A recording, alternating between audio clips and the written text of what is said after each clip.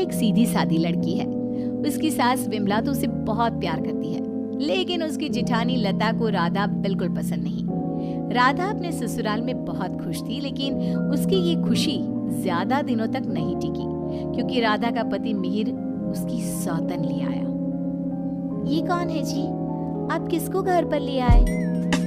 ये इस घर की नई बहू और मेरी पत्नी सोनाली है। क्या? आपने दूसरी शादी कर ली? ऐसा करते हुए आपको शर्म नहीं आई?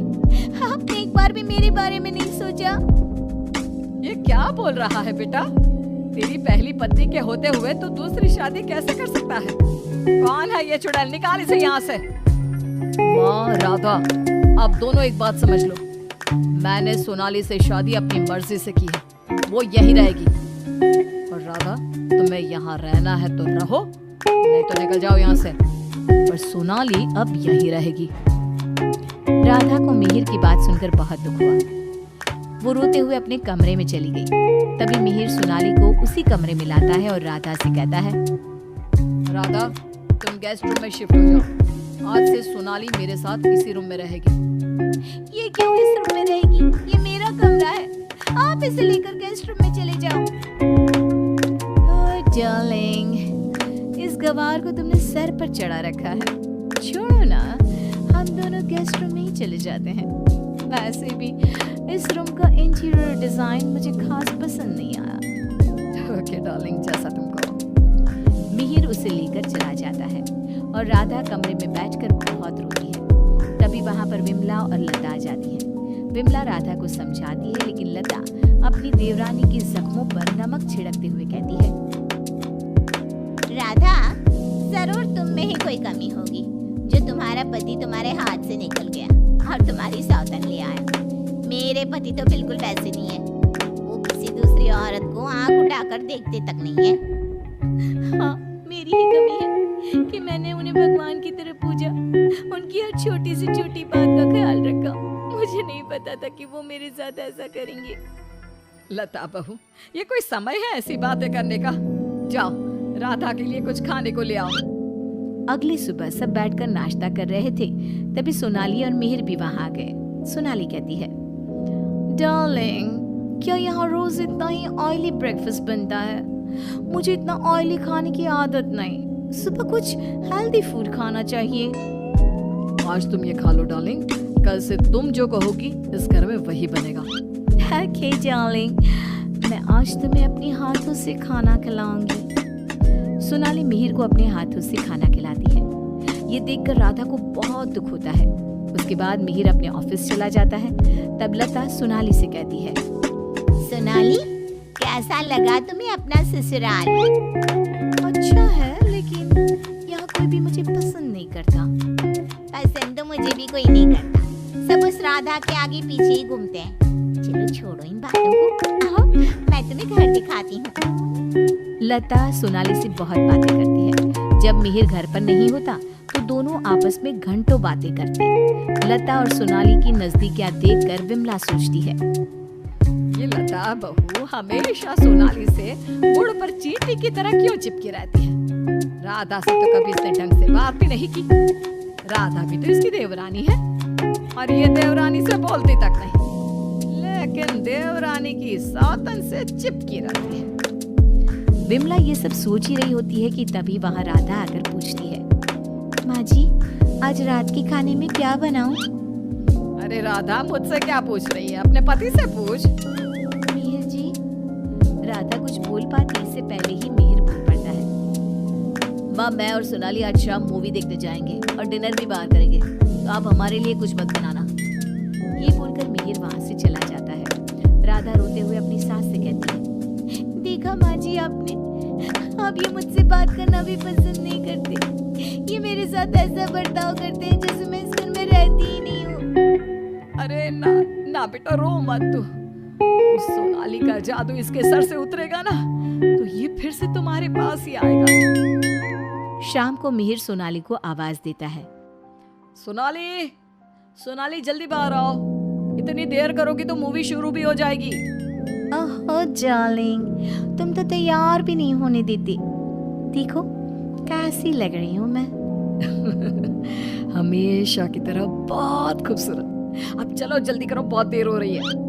मिहिर सोनाली के साथ चला जाता है। ये सब देखकर राधा बहुत रोती है। इसी तरह एक दिन सभी बैठकर खाना खा रहे होते हैं कि तभी मिहिर सोनाली से कहता है, सोनाली, कल मैं ऑफिस नहीं जाऊंगा, कल हम शॉपिंग पर जाएंगे। ठीक है डार्लिंग। बेटा, राधा को भी शॉपिंग पर ले जा, उसके सारे कपड़े पुराने हो गए हैं और वो दिन भर घर के कामों में लगी रहती है, कहीं बाहर ही नहीं जाती। बाहर जाएगी तो उसका मन भी बहल जाएगा। क्या कह रही हो माँ? मैं राधा को लेकर बाहर जाऊंगा? कभी नहीं। सॉरी माँ, लेकिन मेरे पास टाइम नहीं है। मैं आपको रुपया दे दूंगा, आप चली जाना उसे लेकर। बेटा, तू तो राधा को बिल्कुल भूल गया है, मगर ये याद रख, वो आज भी तेरी पत्नी है और इसी घर में रहती है। हाँ, तो वो क्यों रह रही है इस घर में? चली क्यों नहीं जाती? राधा, अगर तुम चाहो तो मैं तुम्हें तलाक दे सकता हूँ। तुम ठीक से सोच लो और अपना फैसला मुझे बता देना। बदले में जो चाहो वो मैं तुम्हें दे सकता हूँ। मिहिर की बात सुनकर राधा के ऊपर मानो बिजली सी गिर गई। इसी तरह कुछ दिन बीत गए। राधा अब बहुत दुखी और चुप चुप रहने लगी। एक रात विमला किचन की तरफ पानी लेने जा रही थी, लेकिन किचन में से बातों की आवाज सुनकर वो बाहर ही रुक गई और सोचने लगी, अरे ये इतनी रात को कौन बातें कर रहा है? ये तो लता और सोनाली की आवाज लग रही है।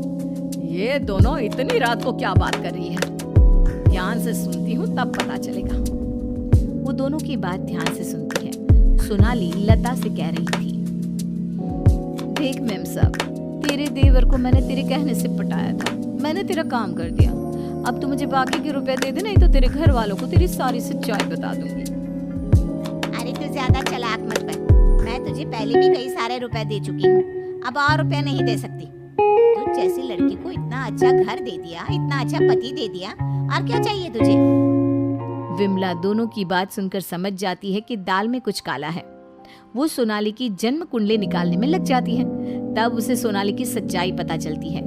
एक दिन विमला सारे घर वालों को बुलाती है और कहती है, मिहिर, तुमने सोनाली से शादी कर ली है, ये बात हमारे रिश्तेदारों को भी तो पता चलनी चाहिए ना। मैं तुम दोनों की शादी की खुशी में एक छोटा सा प्रोग्राम करना चाहती हूँ, जिसमें मैं सारे रिश्तेदारों को बुलाऊंगी। सोनाली, तुम भी अपने रिश्तेदारों का नाम और पता बता दो, मैं खुद उन्हें निमंत्रण भेजूंगी। ये सुनकर सोनाली घबरा जाती है। तभी मिहिर कहता है, माँ, सोनाली का कोई रिश्तेदार यहाँ नहीं रहता, वो सब अमेरिका में रहता है। सोनाली खुद अमेरिका से आई है, इसलिए आप बस हमारे रिश्तेदारों को ही इनवाइट कर दीजिए। मिहिर, तुम बहुत भोले हो, तभी तो इस 420 सोनाली ने तुम्हें आसानी से बेवकूफ बना दिया।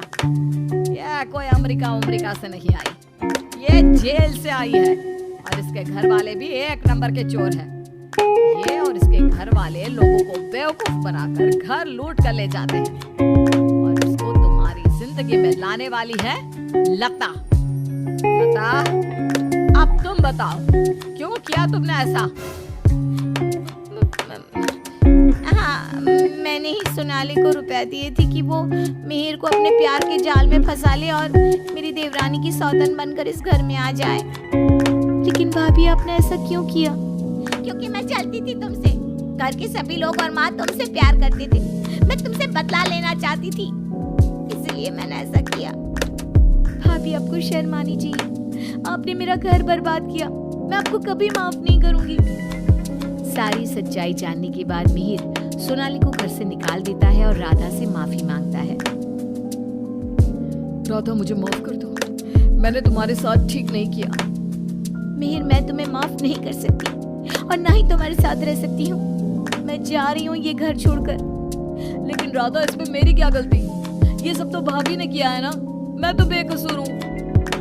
अगर सोनाली सच में अच्छी लड़की होती तो क्या तुम उसे छोड़ते? कभी नहीं। और इस बात की क्या गारंटी है कि कल तुम्हें सोनाली से अच्छी लड़की मिलेगी तो तुम दोबारा ऐसी गलती नहीं करोगे? राधा अपना सामान लेकर घर से जाने लगती है। विमला और मिहिर उसे बहुत रोकते हैं, लेकिन वो नहीं रुकती। राधा जाते जाते अपनी जिठानी से कहती है, भाभी, आप क्यों उदास खड़ी हो? आपने जो चाहा था वो तो पूरा हो गया ना। मैं जा रही हूँ हमेशा के लिए। अब आप ही इस घर की बहू हैं। अब सब आपको ही प्यार करेंगे, बस। तभी लता का पति विकास आ जाता है और कहता है, नहीं राधा, ये इस लायक नहीं कि इसे कोई प्यार करे। लता तुम अभी इसी वक्त इस घर से निकल जाओ। मैं तुम्हें एक सेकंड भी यहाँ बर्दाश्त नहीं कर सकता। अगर मैंने तुम्हें इस घर में जगह दी तो न जाने कल तुम हमारे ऊपर कौन से दुखों का पहाड़ तोड़ दोगी। लता विकास से बहुत माफी मांगती है, लेकिन वो उसे घर से निकाल देता है। लता को इस बात का पछतावा था कि उसने अपना हंसता खेलता घर बर्बाद कर दिया।